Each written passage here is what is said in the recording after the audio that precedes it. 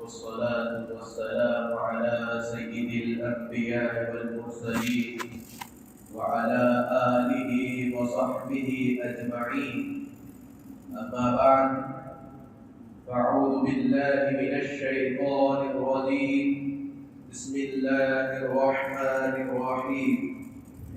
زين للناس حب الشهوات من النساء والبنين والقناطير المقنطرة من الذهب والفضة والخيل المسومة والأنعام والحرث، ذلك متاع الحياة الدنيا والله عنده حسن المآب. سبحان ربك رب العزة عما يصفون وسلام على المرسلين والحمد لله رب العالمين. اللهم صل على سيدنا محمد وعلى آل سيدنا محمد وبارك وسلم. اللهم صل على سيدنا محمد وعلى آل سيدنا محمد وبارك وسلم. اللهم صل على سيدنا محمد وعلى آل سيدنا محمد وبارك وسلم. برادران اسلام، اللہ تبارک و تعالی کا بے انتہا فضل و کرم ہے کہ اللہ تعالی نے ہمارے یہ جو مہینہ رمضان کا مہینہ ابھی گزرا، اللہ تعالیٰ نے اس مہینے میں عافیت کے ساتھ ہماری زندگی میں مکمل فرمایا.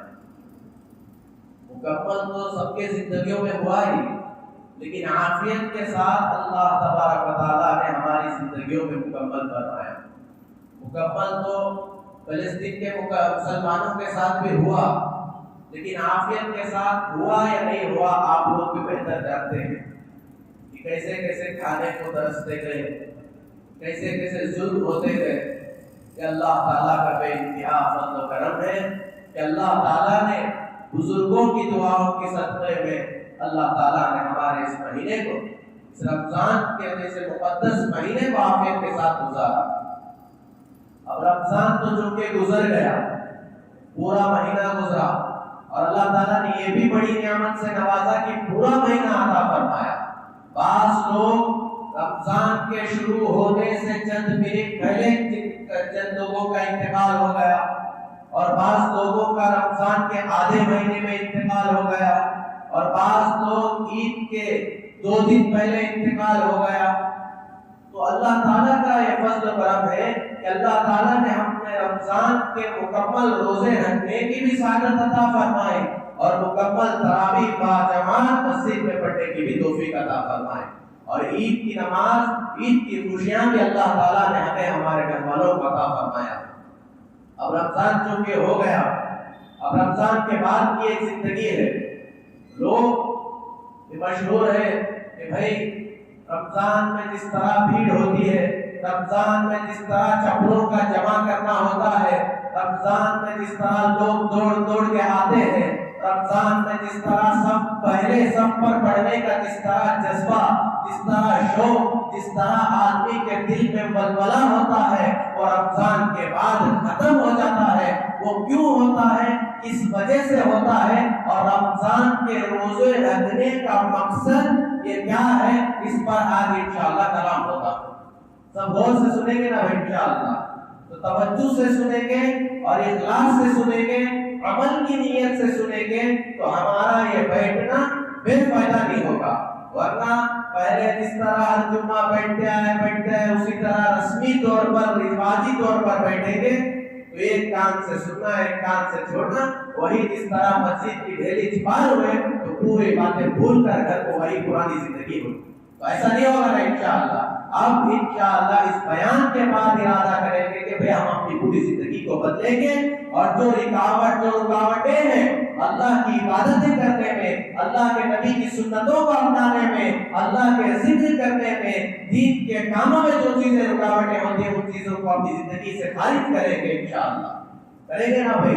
تو اللہ تبارک و تعالی تیسرے پارے میں سورہ آل عمران میں جس آیت کو میں نے خطبے کے دوران پڑھا ہے، اس میں اللہ تعالیٰ فرما رہا ہے کہ بھائی किस वजह से, आखिर वो कौन सी चीजें हैं जिसकी वजह से आदमी इबादतें करने पीछे हटता है, आखिर वो कौन सी वजह है जो आदमी सुन्नतों पर अमल करने पीछे हटता है, आखिर वो कौन सी वजह है जो दीन के कामों करने के लिए आदमी को रुकावटें बनती है।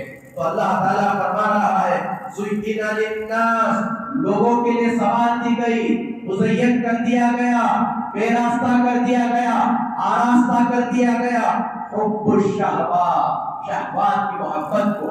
शहवत का मतलब क्या है, शहवत का माना क्या है, शहवत का मीनिंग क्या है, ये हमें समझना है। हमारे ज़हनों में तो शहवत का मतलब एक ही आता है जो औरतों से होती है, सिर्फ ये नहीं है। शहवत का मतलब हर नफ्सानी ख्वाहिश को शहवत कहते हैं। तो किसी को जो है, किसी को माल की शहवत होती है, किसी को बच्चों की शहवत होती है, किसी को औरतों को शहवत होती है। और औरतों में चले जाओ, उन्हें ओढ़ना, पहनना, संवरना, सजना, यही उनकी ख्वाहिश होती है, जिसकी वजह से औरतें नमाज पढ़ने के लिए कहा जाए तो कहेंगे अगर वजू बनाने दें तो हमारा मेकअप चलेगा। तो ऐसा जो है ये चीजें, ये शहवत की ख्वाहिशात की मोहब्बत को लोगों के लिए, इंसानों के लिए सवाल दिया गया है। वो कौन सी मोहब्बत है? सबसे पहले किसका तस्करा है? कान खोल कर सुनिए, मिनन निसा, यानी औरतों की मोहब्बत। सबसे पहले इस पूरी दुनिया में सबसे खूबसूरत मजहर अल्लाह ताला ने औरतों को बनाया। इमाम अहमद, ये तो मैं नहीं बल्कि 4 इमामों में से एक इमाम, इमाम अहमद बिन हंबल रहमतुल्लाह अलैह ने लिखा है कि मैं हर चीज से रुक सकता हूँ, खाने से आदमी रुक सकता है, पीने से आदमी रुक सकता है, चैन और राहत से रुक सकता है, लेकिन औरत का जब मामला आ जाता है तो आदमी कंट्रोल नहीं कर सकता। मेरे दोस्तों, ये चीज ही ऐसी है। तो सबसे पहले अल्लाह ताला ने मिनन निसा यानी औरतों का तस्करा किया। आदमी खाना भूल जाता है अगर थोड़ा सा 1 घंटी व्हाट्सएप तो बहुत कम आज नौजवान इस्तेमाल करते हैं, जितना इंस्टाग्राम इस्तेमाल करते हैं, जितना फेसबुक इस्तेमाल करते हैं, उतना व्हाट्सएप इस्तेमाल नहीं करते। क्यों? मालूम है अगर व्हाट्सएप इस्तेमाल करेंगे तो घर वालों को पता चल जाएगा। इंस्टाग्राम में कहाँ हमारे बूढ़े माँ बाप को पता चलेगा कि हम इंस्टाग्राम में किसको मैसेज करते हैं, क्या देखते हैं। अल्लाह हम सब की हिफाजत फरमाए। तो 1 घंटी अगर सिर्फ 2 लेटर के आ जाए, एक एच और एक आई, हाय कर को आ गया तो ये हाय करे कोई नहीं चले जाता, होता नहीं होता। बस इसके रात दिन की चैन गई, राहत गई, खाना भूल जाता, सोना भूल जाता। माँ बाप बुलाते तो माँ बाप की बात मानने के लिए तैयार नहीं, भाई बुलाते तो भाइयों की बात मानने के लिए तैयार नहीं, खाने को अम्मी पका कर रखती लेकिन दिल नहीं करता, रात में सोने दिल नहीं करता। इस वजह से ये मोहब्बत के बिना पर। तो मेरे दोस्तों, यही मोहब्बत अल्लाह वालों को अल्लाह से थी, यही मोहब्बत अल्लाह वालों को अल्लाह के कलाम से थी, यही मोहब्बत अल्लाह वालों को अल्लाह के नबी हजरत मोहम्मद सल्लल्लाहु अलैहि वसल्लम से थी। जब हुजूर का नाम आए तो सबके जुबानों पर अल्लाह के नबी से इतनी मोहब्बत होनी चाहिए कि ऑटोमेटिक सल्लल्लाहु अलैहि वसल्लम करके आ जाए। दरूद पढ़ना, अल्लाह के नबी सल्लल्लाहु अलैहि वसल्लम मिंबर पर तशरीफ लाए, आमीन कहे, दूसरे आमीन भी कहे, तो फिर सहाबा पूछे आमीन क्यों कहे? तो एक आमीन कहने का मतलब ये था, हज़रत जिब्राइल अलैहिस्सलाम ने कहा था कि ए मेरे आका या रसूल अल्लाह, जब आपका नाम कोई लिया जाए और आप पर दरूद ना भेजे तो उस पर लानत होगी, गुमराही में चले जाएगा। तो इस पर अल्लाह के नबी ने कहा सल्लल्लाहु अलैहि वसल्लम, तो अल्लाह के नबी ने आमीन कहा। मेरे दोस्तों, जब भी हुजूर का नाम आए सल्लल्लाहु अलैहि वसल्लम करके हमारे दिलों से आवाज आनी है, हमारे दिलों से जाकर हमारी जुबानों से वो लफ्ज जाहिर हो जाए। सल्लल्लाहु अलैहि वसल्लम कहने में कोई मुश्किल बात नहीं है। तो मेरे दोस्तों, अर्ज ये कर रहा था, तो सबसे पहले तस्कीरा औरतों का है, उसके बाद वलबनीन और बेटे, बेटों की मोहब्बत में आदमी बेटों के फ्यूचर बनाने के चक्कर में अपने हकीकी फ्यूचर को खो देता है। हकीकी फ्यूचर कौन सी है? आखिरत का फ्यूचर। आखिरत ये असल चीज है। तो आखिरत को आदमी भुला बैठता है बच्चों के लिए। बच्चों काम है, हमें लोग हमारे वास्ते खाने के वास्ते थोड़ी लेते, हमें सूद जो है हमारे खाने के वास्ते बेचने के वास्ते थोड़ी लेते। हम तो अपने बच्चों के एजुकेशन के वास्ते लेते। हम तो हमारे बच्चों को पढ़ाकर उनकी फ्यूचर अच्छी बनाने के वास्ते हमें जो है ये धंधा करके झूठ बोलना पड़ता। मेरे दोस्तों ऐसा पढ़ाकर में कोई फायदा नहीं, फिर वो औलाद भी दुनिया की हो जाएगी। अल्लाह हम सब की हिफाजत फरमाए। तो याद करें कि हराम कामों से हम हम हाथ नहीं लगाएंगे कि जिस चीज को अल्लाह ने नापसंद किया है उसको हम नापसंद करेंगे, दिल और जान से उसको नापसंद करेंगे। और जिसको सरवर कायनात ताजदार मदीना अहमद मुस्तफा मोहम्मद मुस्तफा रसूलुल्लाह सल्लल्लाहु अलैहि वसल्लम ने मना फरमाया है, जिसको हुजूर ने नापसंद किया है उसको भी हम नापसंद करेंगे इंशाअल्लाह। हम अपनी पूरी जिंदगी को अल्लाह के रसूल के सामने झुका देंगे। इसी का नाम इस्लाम है। इस्लाम का मतलब सिर्फ आधार कार्ड में लगा लेने का नाम इस्लाम नहीं है, पैन कार्ड पासपोर्ट में लगा लेने का नाम इस्लाम नहीं है, दाढ़ी छोड़ देने का नाम इस्लाम नहीं है, मेरी तरह पगड़ी पहनकर इधर बयान करने का नाम इस्लाम नहीं है। इस्लाम का मतलब, इस्लाम का मीनिंग अपनी पूरी जिंदगी को अल्लाह के सुपुर्द करना है। ये इस्लाम का मीनिंग करेंगे आप इंशाअल्लाह। वरना आदमी आगे उसी का तस्करा आएगा कि वो लोग कहाँ जाएंगे। तो फिर बेटों की मोहब्बत को अल्लाह ताला ने सवाल किया। आदमी जब बेटा होता है तो ऐसे बाप की जो खुशी होती है वो आप लोग जानते हैं। मैं तो अभी मेरी शादी भी नहीं हुई, मुझे बेटा भी नहीं है, तो मैं इस मोहब्बत को जानता नहीं। आप लोग जानते हैं औलाद की मोहब्बत क्या होती है। एक दफा हज़रत मौलाना सलमान बिदौरी साहब दामत बरकातुहू आए थे, तो वो फरमा रहे थे, हम जब बचपन में थे तो हम ये समझते थे कि हम अपने माँ बाप से सबसे ज्यादा मोहब्बत करते हैं, लेकिन जब हमें औलाद हुई तो हमें इसका अंदाजा हो गया कि सबसे ज्यादा मोहब्बत करने वाले बेटों से ज्यादा माँ बाप होते हैं। तो फिर दूसरी सोने और चांदी के ढेर जमाने की मोहब्बत को सवाल दिया जाता है। क्यों? आदमी कमा रहा है, जमा रहा है, कर रहा है, सब कुछ कर रहा है, रात दिन एक कर रहा है, नमाजों को आने के लिए तैयार नहीं, सुन्नतों को छोड़ता है, जिक्र को छोड़ता है, कुरान को छोड़ता है। क्यों? सोने और चांदी को बैंक बैलेंस बनाकर जमा करना है। मेरे दोस्तों, हमारा अकाउंट आखिरत में जमा होना है। आखिरत का 3 दिन में हमारा बिठाना है। ये तीसरी चीज है। पॉइंट नोट करते जाना, अपने उंगलियों में गिनते जाना। उसके बाद एक पॉइंट की बात आती है, उस वक्त आपको समझ में आएगा। तो 3 हो गए। उसके बाद वल्खैल मुसव्वमती, उगते घोड़े आज के जमाने में ही गाड़ी चलाए तो गर्दन पे दर्द आ जा रहा, आजकल नदी हमसा में गए, अब घोड़े में गए तो पीठ भी चले जाती है हमारी, उतनी ताकत नहीं है हमारे अंदर। अल्लाह पाक का गुनाहों की नहुसत है, हमारे खाने सही नहीं, हमारे पीने सही नहीं। तो सहाबा की जिंदगी, उनका ईमान जिस तरह मजबूत था उसी तरह उनका जिस्म भी मजबूत था। मेरे दोस्तों, ये तीसरी, ये चौथी चीज, इसके बदले में गाड़ियां हैं, कारें हैं, अच्छी BMW गाड़ी लेना। बचपन में मैं भी जब स्कूल पढ़ता था तो मेरी एक ही ख्वाहिश थी, पूछते कौन सी गाड़ी लेना भाई, तो मेरे जुबान पे एक ही नाम आता, बुलेट क्लासिक 350।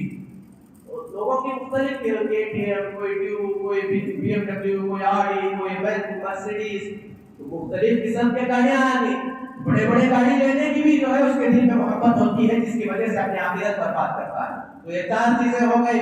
उसके बाद खेती के लिए, खेती तो हर कोई नहीं करता, तो चौपाए, सॉरी अनआम का मतलब खेती नहीं, चौपाए के बदले दूसरे जो चीजें ही जो है आदमी अपने नौकर रखना, ये रखना, वो रखना, मेरे घर में मेरे आगे पीछे काम करने वाले 10-10 आदमियां होना, भाई ऐसी बड़ी सोफे पर बैठ को बैराज करना, ऐसे लोगों के दिलों में ख्वाहिशात पैदा होती है।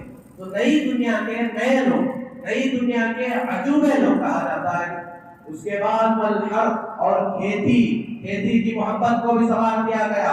खेती का मतलब हर कोई खेती थोड़ी करता है, कोई खेती करता है, कोई बिजनेस करता है, कोई तिजारत करता है, कोई फैक्ट्री चलाता है, कोई मुलाजमत करता है। तो ये सारी चीजें आके नमाज को आप भाई जरा मेरी मीटिंग है, अल्लाह के रास्ते में निकलो भाई जरा मुझे वहां जाकर मुझे बात करना है, अगर मैं नहीं गया तो मेरी कारोबार चले जाएगी, अगर मैं नहीं गया तो ये हो जाता, वो हो जाता। मेरे दोस्तों, अल्लाह का हुक्म जब आ जाता है तो सारे चीजों को छोड़ देना। जरा गौर कीजिए उन सहाबा पर हमारे माँ बाप कुर्बान हो जाए कि उन्होंने अपनी जिंदगी को किस तरह संभाल दिया था, अपने राहत को छोड़ दिए, चैन और सुकून की जिंदगी को छोड़कर अल्लाह के लिए अपनी जिंदगी को सर्व कर दिया, अल्लाह के नबी की मोहब्बत में डूब गए। مدینہ جیسا شہر کوئی معمولی شہر، ہر کسی کی تمنا ہے کہ مدینے میں مرنا ہے، سب کی ہے نا تمنا، ہر کوئی مسلمان ہے، ہر مسلمان چاہتا ہے کہ میری موت مدینے میں ہو، تو ایسا ہو جاتی مدینے میں موت۔ اللہ کے نبی کے قدموں میں آ کر سونا ایسا معمولی کام نہیں ہے، تو مدینہ جیسا مقدس شہر، شاعر کہتا ہے ہاں میں مانتا ہوں کہ جنت بہت ہے حسین، چھوڑ کر ہم مدینہ نہ جائیں کہیں، کیونکہ جنت میں سب کچھ ہے مدینہ نہیں، اور جنت مدینے میں موجود ہے۔ شاعر میں جنت کا ٹکڑا ہے مدینہ، ریاض الجنہ جسے کہتے ہیں، تو ایسے مدینے کو اللہ کے نبی صلی اللہ علیہ وسلم جیسی مقدس صحبت پوری دنیا میں کسی کے ہے نہیں ہے، لیکن پھر بھی جب دین کا تقاضا آیا، جب نبی کا حکم آیا، تو اس کو بھی چھوڑ کر حضرت معاذ رضی اللہ تعالیٰ کھڑے جب یمن کی طرف روانہ کر رہے ہیں، اللہ کے نبی صلی اللہ علیہ وسلم کہتے ہیں نا سبحان اللہ صلی اللہ علیہ وسلم، اللہ کے نبی صلی اللہ علیہ وسلم کہہ رہے ہیں اے معاذ تم یمن جانا، تم یمن جانا، اور یمن جانے کے بعد جب تم مدینہ واپس لوٹو گے تو مجھے نہیں دیکھ سکو گے۔ حضرت معاذ پر کیا گزری ہوگی؟ ایک ماں باپ اگر ایک باپ کسی سے بچے سے کہہ دے میرے بیٹے تو کالج پڑھنے جانا یا کام کرنے جانا، لیکن تو جب آئے گا تو مجھے نہیں دیکھ پائے گا، وہ بچہ جائے گا اپنی ماں کو چھوڑ کر، اپنے بچے کو چھوڑ کر، لیکن ماں باپ سے زیادہ محبت کرتے تھے اللہ کے نبی سے، لیکن اس کے بعد بھی اللہ کے نبی کا حکم ہے، اللہ کا حکم ہے، حضرت معاذ کی آنکھوں میں آنسو آ گئے اور پھر یمن کی طرح روانہ ہو گئے۔ میرے دوستوں میں آخرت سامنے تھی، آخرت کا یقین ان کے دلوں میں بیٹھا ہوا تھا۔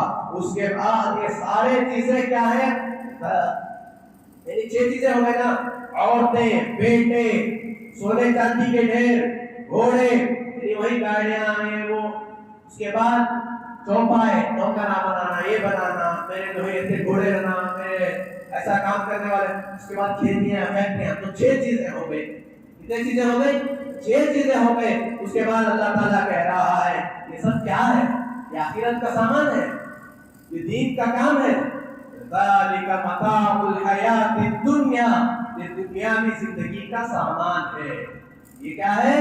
یہ دنیاوی زندگی کا سامان ہے۔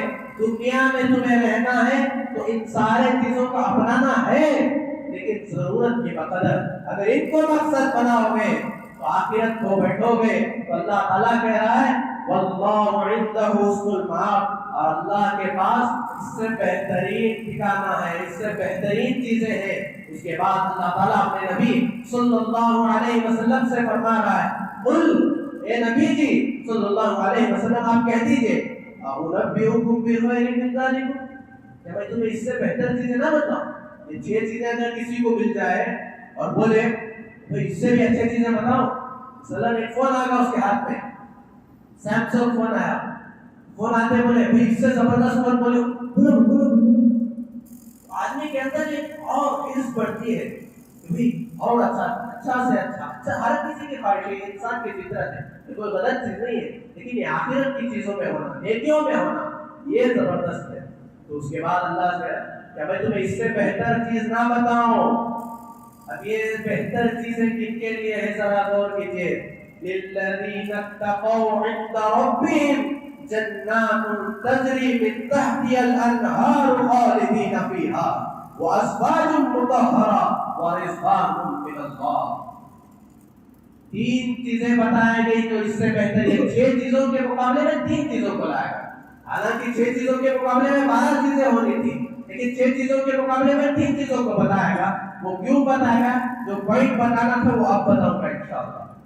تو سب سے پہلی چیز، اور یہ کس چیزوں کے لیے ہے، وہ 3 لوگوں کے لیے ملے گی، للذین اتقوا، جو لوگ تقوی اختیار کریں گے، جو لوگ اپنے پروردگار سے ڈریں گے، جو لوگ گناہوں سے بچیں گے، ان کے لیے یہ ہوگی، نہ کہ صرف کلمہ پڑھ لینا، داڑیاں چھوڑ لینا، بیانہ کر لینا، ذکر کر لینا، نمازیں پڑھ لینا، ان کے لیے نہیں، ان میں کے ساتھ ساتھ اللہ سے ڈرنا، اللہ سے ڈرنا۔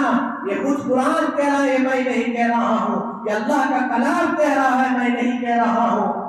اللہ کہہ رہا ہے للذین اتقوا، جو اللہ سے ڈرے گا، عند ربہ، اس کے پروردگار کی طرف سے، جنات تجری من تحتها الانہار، ایسے باغات ہوں گے جن کے نیچے نہریں جاری ہوتی ہیں۔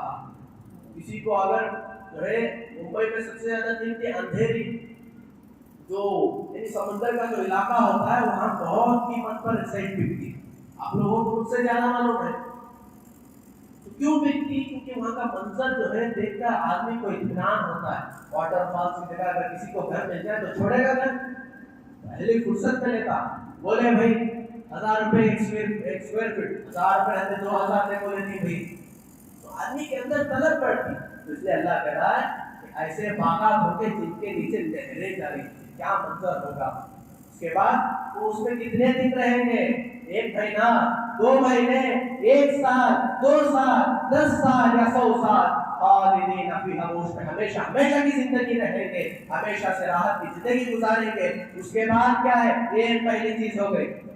اب دیکھتے جائیے کہ بھائی اس کے بعد دوسری چیز وازواج مطہرہ، پاک پاک عورتیں. پاک عورتیں مطہرہ کسے کہتے ہیں؟ یعنی پاک و صاف عورتیں بھی. منزہ نہیں کہا، مطہرہ کہا. عربی زبان کی بڑی بلاغت ہوتی ہے. یہ انگریزی زبان، انگلش زبان، جو تمل، تیلگو، یہ سارے زبانیں ہیں، یہ سارے زبانیں عربی کے بعد ہیں. اگر کوئی دوسری زبان سب سے بڑی ہوتی تو حکمت کا تقاضا یہ ہوتا کہ قرآن دوسری زبان میں نازل ہوتی. تو قرآن عربی زبان میں نازل ہونے کے اس بات کی دلیل ہے، یہ اس بات کا ثبوت ہے کہ عربی زبان سب زبانوں سے برتر اور اعلیٰ ہے. بڑی اس کی بلاغت ہے کہ علماء سے جا کر پوچھئے، معلوم ہوگا جو عربی زبان سے واقف ہے. وازواج مطہرہ، پاک پاک عورتیں. امام مالک بن دینار رحمۃ اللہ علیہ گئے تو ایک بات کہنے لگے کہ کھجور کے 2 گٹھلیوں میں خرید سکتا ہوں. بادشاہ کی بات تھی، باندی بادشاہ کی ہو اور کھجور کے 2 گٹھلیوں میں عقل مانتی. آج کی ہیروئن کو تو بولے میں تجھے 2 کھجور کے گٹھلیوں میں خرید دو، مان لیتے تھے، ہستی ہوئے بندے. ایک ایڈ پر لاکھوں کے دیتی، فلم کی تو دور کی بات، ایک ایڈ پر مجھے لاکھوں دیتی، انہیں مجھے 2 گٹھلیاں میں خرید دیتا کر، میری کھجور کے 2 گٹھلیاں میں خرید دیتا کر. تو مالک بن دینار رحمۃ اللہ نے کہا یہ عورت کیا ہے؟ اگر برش نہ کرے تو اس کے منہ سے بدبو آنے لگے، اگر ناک نہ صاف کرے تو اس کے ناک سے گندگی آنے لگے، اگر پانی نہ نہائے تو اس کے قریب بھی کوئی جانے نہ پائے، میک اپ نہیں کرے سکا، سو کر اٹھے تو کوئی بھی وضو بھی نہیں آتا. یہ دنیا کی عورتیں ہیں. تو اللہ کہہ رہا ہے وازواج مطہرہ، پاک پاک عورتیں، حور ملیں گے. اللہ تعالیٰ سورہ واقعہ میں ارشاد فرماتا ہے وحور عین، بڑی بڑی آنکھوں والی حوریں، یعنی خوبصورت خوبصورت. سب کو پانا ہے نا. یہ تو دنیا کی زندگی ہے، عام طور سے زندگی ہے، اس میں تو کچھ مزہ نہیں ہے. حلال چیزوں میں مزہ رکھا ہے اللہ تعالیٰ نے، تو جنت میں جا کر یہ ساری چیزیں انشاءاللہ اللہ کے حکم سے ہمیں کریں گے انشاءاللہ. اس کے بعد تیسری چیز ورضوان من اللہ، ورضوان من اللہ، اللہ کی جانب سے رضا کا پروانہ آ جائے گا، سرٹیفکیٹ مل جائے گی اللہ تم سے راضی ہو گیا. بس اس سے بڑھ کر کچھ نہیں. بادشاہ اگر راضی ہو گیا تو نوکر وزیریں بھی کیا کر سکتے؟ فرشتے کچھ کر سکتے، کچھ بگاڑ سکتے ہیں ہمارا؟ فرشتے تو اللہ کے حکم کے پابند ہیں. جب اللہ راضی ہو گیا تو پھر سب کچھ ہمارا ہے. تیسری چیز ورضوان من اللہ، وہ ساری چیزوں سے بڑھ کر ہے نا. یہ 3 چیزیں دنیا میں اگر کوئی لا کر دکھا سکتا، کہاں ایسے باغات ہیں جس کے نیچے نہریں جا رہی؟ لا کر دکھاؤ. چیلنج ہے آپ لوگوں کا، قرآن کا چیلنج ہے، لا کر دکھاؤ. اور ویسے پاک پاک عورتیں لا کر دکھاؤ جس کے منہ سے بدبو نہ آئے، جس کے بدن سے بدبو نہ آئے. ہے کہیں ہے؟ نہیں ہے. میرے دوستو یہ 3 چیزیں، اب یہ ایک جو پوائنٹ کی بات بتا رہا ہے وہ آپ بتاؤں گا. اوپر 6 چیزوں کا تذکرہ ہوا یعنی دنیا کی زندگی، اور اس سے بہتر یہ 3 چیزیں. وہ کیسے؟ دیکھیں، پہلی چیز عورتیں، عورتوں کے بدلے میں پاک عورتیں، یہ تو کمپلیٹ ہو گیا. پھر 5 چیزیں بچے. بیٹے، جنت میں آدمی جائے گا تو بیٹوں کی ضرورت کیوں پڑتی ہے دنیا میں؟ ہمیں اسے نہیں پڑھا تاکہ آگے جا کر بڑھاپے میں ہمارا ساتھ دے، ہمارا نام اچھا ہو. تو ماں باپ کی یہ خواہش ہوتی. تو جنت میں آدمی بوڑھا ہوتا ہی نہیں تو اس کو بیٹوں کی کیا ضرورت ہے؟ تو بیٹوں کو نکال دیا گیا. اس کے بعد والقناطیر المقنطرۃ من الذهب والفضہ، سونے اور چاندی کے ڈھیر، اس کو بھی جنت میں نہیں دیا جائے گا. کیوں نہیں دیا جائے گا؟ دنیا میں ضرورت کیوں پڑتی؟ کیونکہ یہ وہ سامان خریدنے کے واسطے، چیزیں خریدنے کے واسطے، رہنے کے واسطے پیسہ ہونا ضروری ہے. تو یہ دنیا میں ضرورت پڑتی ہے، اور آخرت میں جنت فری میں ملتی ہے، یعنی جنت میں جانے کے بعد فری میں ملتی. یہ غلط فہمی میں نہیں رہے کہ جنت فری میں ملتی. جنت کے چیزیں فری میں ملتی، جنت فری میں نہیں ملتی. تو جنت کس کے ملتی ہے؟ اللہ سے ڈرنے والوں کو۔ اس کے بعد ورضوان، اس کے بعد کیا ہے؟ والخیل المسومۃ، گاڑیاں، ہاں تو گاڑیوں کی ضرورت نہیں ہے جنت میں، گاڑیوں کی کوئی ضرورت نہیں، آدمی بس اشارہ کرے تو پہنچ جائے گا۔ والانعام، اور چوپائے، نوکروں کی بھی کوئی ضرورت، اپنے خود سے ہی بندہ ارادہ کرے تو جو ہے اس کے سامنے پھل حاضر ہو جائے گا۔ اس کے بعد والحرث، اور کھیتی فیکٹریوں کے بھی آدمی دنیا میں کیوں ضرورت پڑتی؟ کمانے کے واسطے، خریدنے کے واسطے، پہننے کے واسطے، اوڑھنے، وہاں تو اس کا کوئی ٹینشن نہیں۔ تو ان چیزوں کو اللہ نے جنت میں تذکرہ نہیں کیا ہے، تو یہ پوائنٹ کی بات ہے، بڑا قرآن کا یہ بلیغ انداز ہے۔ اس کے بعد اللہ تعالیٰ کہہ رہا ہے کہ ڈرنے والے کون ہیں؟ واللہ بصیر بالعباد، یاد رکھو کہ اللہ بندوں کو خوب دیکھنے والا ہے۔ بصیر کا لفظ دوسرے لفظ بھی قرآن، دوسرے عربی کے دوسرے لفظ بھی ہیں، دوسرے ورڈ بھی استعمال ہو سکتے ہیں، لیکن بصیر کا لفظ جو ہے وہ غور سے دیکھنے والا ہے۔ تو کون پاک ہے، کون اچھا ہے، کون سچا ہے، کون جھوٹا ہے، کون صرف باتیں کرتا ہے، کون کام کرتا ہے، ان سب کو اللہ تعالیٰ دیکھ رہا ہے۔ تو میرے دوستوں، اگر زندگی میں تقویٰ نہیں آیا تو اللہ کے نبی صلی اللہ علیہ وسلم کی حدیث پیش کرنے سے پہلے میں رمضان کا مقصد چونکہ بتایا تھا کہ رمضان روزے کیوں رکھے، اس کا مقصد بھی بتانا ہے۔ تو سورہ بقرہ میں اللہ تعالیٰ نے ارشاد فرمایا، یا ایھا الذین آمنوا کتب علیکم الصیام کما کتب علی الذین من قبلکم لعلکم تتقون۔ اے ایمان والو، تم پر روزے فرض کیے، سب ایمان والے، ہم سے مخاطب ہو کر اللہ تعالیٰ سارے جہانوں کا بادشاہ کہہ رہا ہے کہ اے ایمان والو، تم پر روزوں کو فرض کر دیا گیا ہے۔ کیسے فرض کیا گیا ہے؟ کما کتب من قبل، جیسا کہ تم سے پہلے والوں پر فرض کیا ہے۔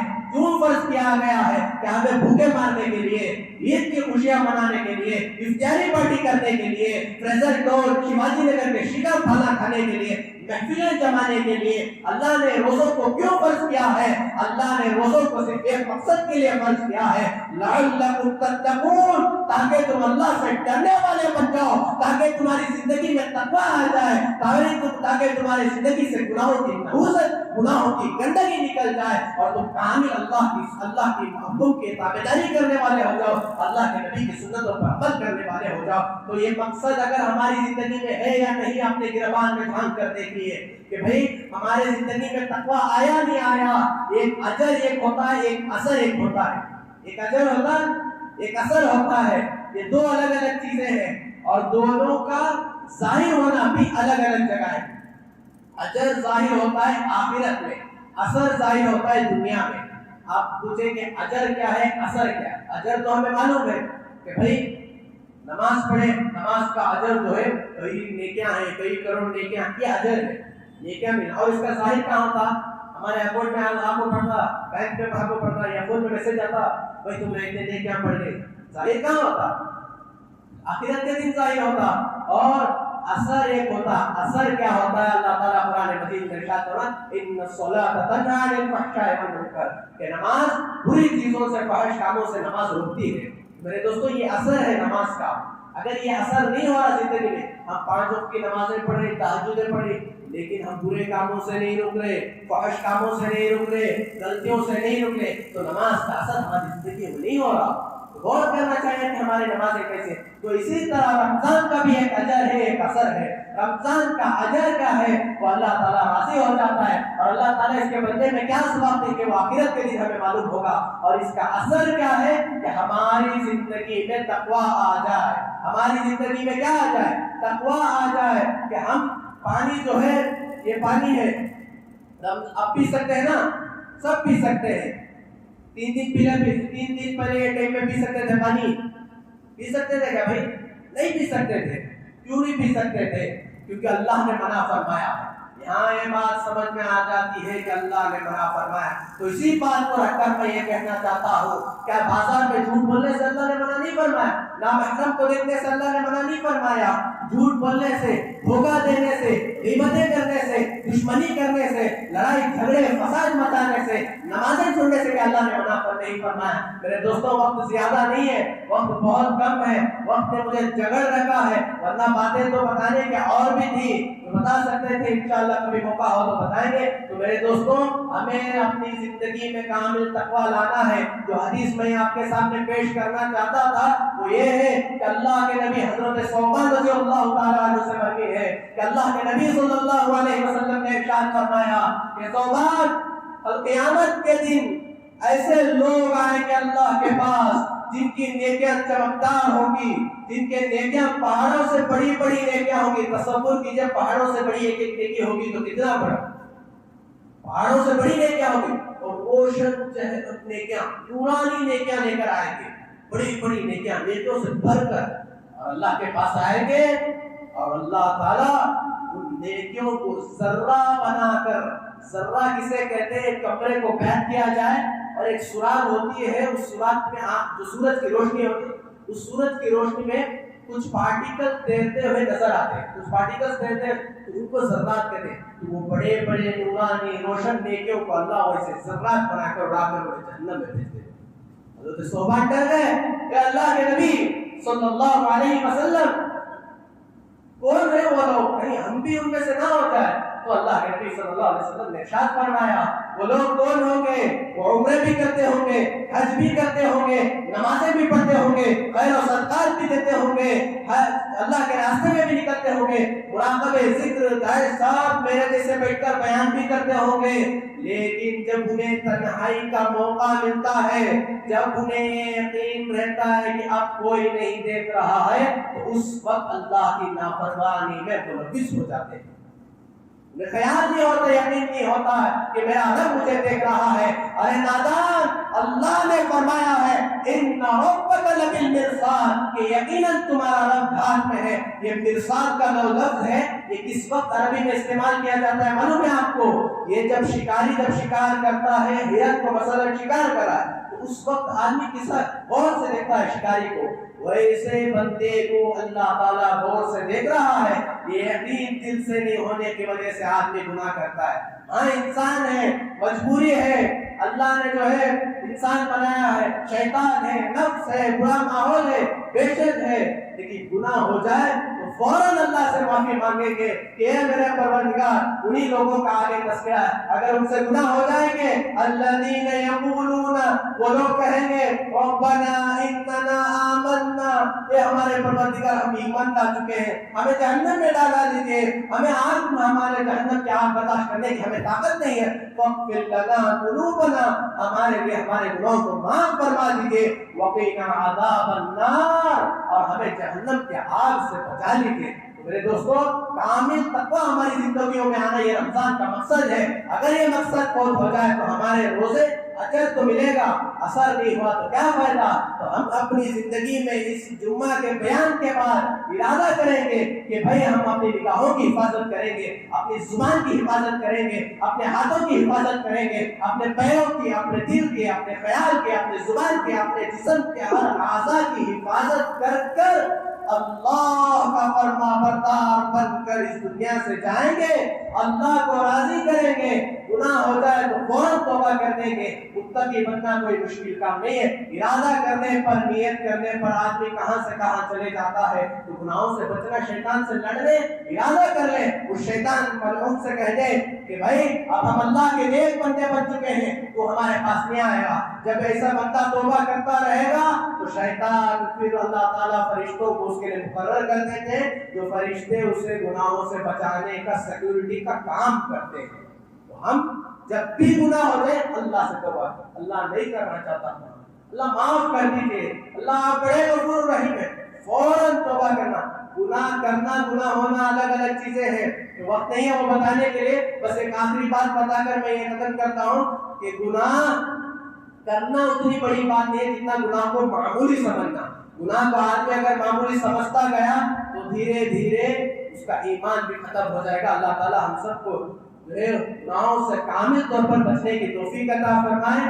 تو پکا انشاءاللہ ارادہ کریں گے نا بھائی، تو انشاءاللہ گناہوں سے 100% بچ کر اپنے نیکیوں کے دامن کو جما کر، بچا کر آخرت میں اللہ کے سامنے پیش کر جہنم سے بچ کر جنت میں خود بھی جائیں گے، اپنے گھر والوں کو بھی لے کر جائیں گے انشاءاللہ۔ اللہ تعالیٰ ان سب باتوں پر کہنے سننے سے زیادہ عمل کی توفیق عطا فرمائے۔